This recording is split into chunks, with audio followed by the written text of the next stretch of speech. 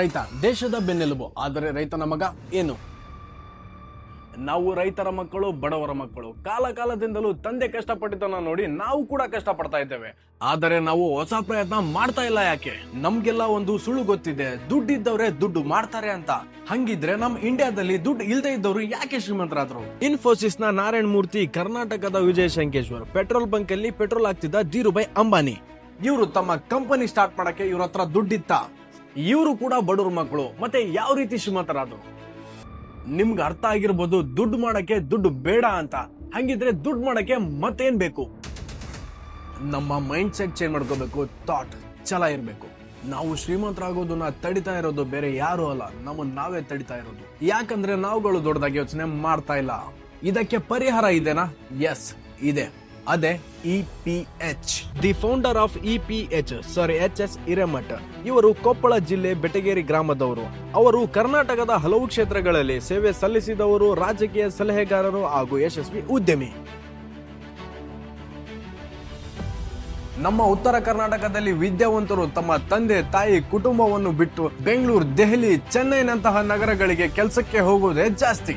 ಆದರೆ ಆ ಎಲ್ಲ ಆಲೋಚನೆಗಳನ್ನು ಬ್ರೇಕ್ ಮಾಡಿ EPH ಕಂಪನಿಯು ತಾವಿರುವ ತಾಲೂಕಿನಲ್ಲಿ, ಸ್ವಂತ ಊರಿನಲ್ಲಿ ಉದ್ಯೋಗ ಸೃಷ್ಟಿಸಿ ಉತ್ತರ ಕರ್ನಾಟಕದಿಂದ ದೇಶಗಳಲ್ಲಿ ಹೊಸ ಜಗತ್ತನ್ನು ಸೃಷ್ಟಿಸಿ ಅನೇಕ ಜನಗಳಿಗೆ ಬದುಕನ್ನು ಕಟ್ಟಿಕೊಡಲು ಹೊರಟಿದೆ.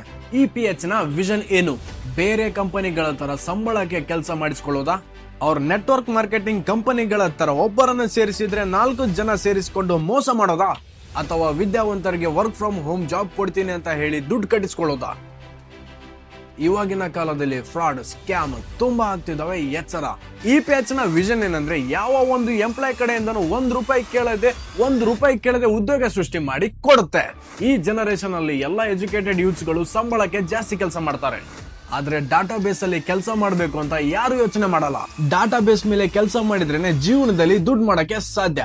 ಈ ಆಪರ್ಚುನಿಟಿನ EPH ನಮಗಾಗಿ ತಂದಿದೆ. ಸಂಬಳ ತಗೊಂಡು ಕೆಲಸ ಮಾಡಿದವರು ಯಾರು ಶ್ರೀಮಂತರಾಗಿಲ್ಲ. ಅದಕ್ಕಾಗಿ EPH ಕಂಪನಿ ತನ್ನ ಉದ್ಯೋಗಿಗಳಿಗೆ ಡಾಟಾ ಬೇಸ್ ಮೇಲೆ ಕೆಲಸ ಮಾಡೋ ಆಪರ್ಚುನಿಟಿನ ಕೊಡ್ತಾ ಇದೆ. ಯಾಕಂದ್ರೆ ಇವಾಗಿನ ಯೂತ್ಸ್ ಬೇಗ ಶ್ರೀಮಂತರಾಗಬೇಕು ಅಂತ ನೆಟ್ವರ್ಕ್ ಮಾರ್ಕೆಟಿಂಗ್, ಆನ್ಲೈನ್ ಟ್ರೇಡಿಂಗ್, ಮನಿ ಲ್ಯಾಂಡರಿ, ಸ್ಕ್ಯಾಮ್ ಮಾಡೋ ಕಂಪನಿಗಳ ಜೊತೆ ಸೇರಿ ಈ ಜನರೇಷನ್ ಯೂತ್ಸ್ ಮೋಸ ಹೋಗ್ತಿದ್ದಾರೆ. ಆದರೆ EPH ನ ಉದ್ದೇಶ ಏನ್ ಗೊತ್ತಾ? EPH ಕಂಪನಿಯು ಉತ್ತರ ಕರ್ನಾಟಕದಲ್ಲಿ 129 ಬ್ರಾಂಚ್ ಓಪನ್ ಮಾಡೋ ಪ್ಲಾನ್ ಅಲ್ಲಿ ಇದೆ. ಇವಾಗ 27 ಸ್ಟಾರ್ಟ್ ಆಗಿದಾವೆ. ಮತ್ತೆ ಕರ್ನಾಟಕದ ನಂತರ ತಮಿಳುನಾಡು, ಆಂಧ್ರ, ಸೌತ್ ಹಾಗೂ ದೇಶಾದ್ಯಂತ ಇನ್ನು 10 ವರ್ಷಗಳಲ್ಲಿ ಪ್ರಪಂಚದ ಎಲ್ಲಾ ಮೂಲೆಗಳಲ್ಲಿ EPH ನ ಪ್ರಾಡಕ್ಟ್ ಸಿಗಬೇಕನ್ನೋ ಉದ್ದೇಶದಲ್ಲಿದೆ. 2030 ಅಷ್ಟರಲ್ಲೇ ಸುಮಾರು 50,000ಕ್ಕಿಂತ ಜಾಸ್ತಿ ಜನರಿಗೆ ಉದ್ಯೋಗವನ್ನು ಸೃಷ್ಟಿಸುವ ಗುರಿಯನ್ನು ಹೊಂದಿದೆ. EPH ಕಂಪನಿಯ ಅಡಿಯಲ್ಲಿ ನಾವು 10 ಪ್ರಾಡಕ್ಟ್ ಗಳನ್ನು ಲಾಂಚ್ ಮಾಡ್ತಾ ಇದ್ದೇವೆ.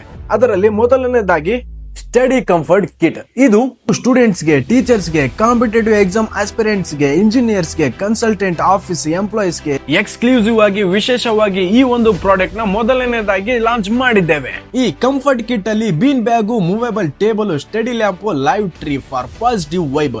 ಈ ತರ ಪ್ರಾಡಕ್ಟ್ ಪ್ರಪಂಚದ ಯಾವ ಮಾರುಕಟ್ಟೆಯಲ್ಲಿ ಮತ್ತು ಕಂಪನಿಯಲ್ಲಿ ಬಂದಿಲ್ಲ. ವಿಶೇಷ ಏನಂದ್ರೆ, EPH ನ 10 ಪ್ರಾಡಕ್ಟ್ ಗಳು ಭಾರತದಲ್ಲಿ ಪ್ರಥಮವಾಗಿರ್ತವೆ ಮತ್ತು ವಿಶೇಷವಾಗಿರ್ತವೆ. ಈಗಿನ ಕಾರ್ಪೊರೇಟ್ ಯುಗದಲ್ಲಿ ಸಾಮಾನ್ಯ ಜನರು ಕೂಡ ಕಂಫರ್ಟ್ ಲೈಫ್ ಲೀಡ್ ನ ಮಾಡೋ ಹಾಗೆ ವಿವಿಧ ವಿಶೇಷ ಪ್ರಾಡಕ್ಟ್ ಗಳನ್ನ ತರುವುದೇ ನಮ್ಮ EPH ಕಂಪನಿಯ ವಿಶೇಷತೆ.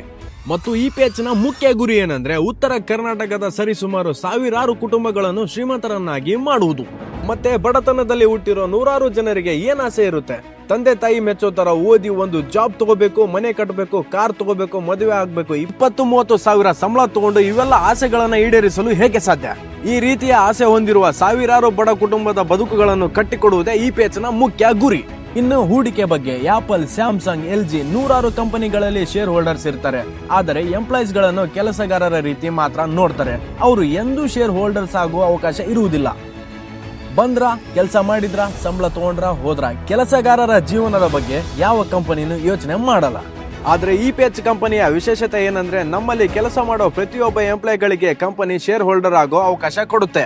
ಕೊನೆಯದಾಗಿ ನೆನಪಿರಲಿ, EPH ಕಂಪನಿಯು ವ್ಯಾಪಾರಕ್ಕಾಗಿ, ಲಾಭಕ್ಕಾಗಿ ಅಲ್ಲ, ಜೀವನ ಕಟ್ಟಿಕೊಳ್ಳಲು ಓಡಾಡುತ್ತಿರುವ ಅನೇಕ ಬಡ ಜನರ ಏಳಿಗೆಗಾಗಿ, ಉದ್ಧಾರಕ್ಕಾಗಿ, ಭವಿಷ್ಯಕ್ಕಾಗಿ, ಬಡವರ ಮಕ್ಕಳು ಸೇರಿ ಬಡವರಿಗಾಗಿ ಬಡತನದ ಕಿಚ್ಚಿನಿಂದ ಹುಟ್ಟಿಕೊಂಡಿರುವ ಕಂಪನಿ.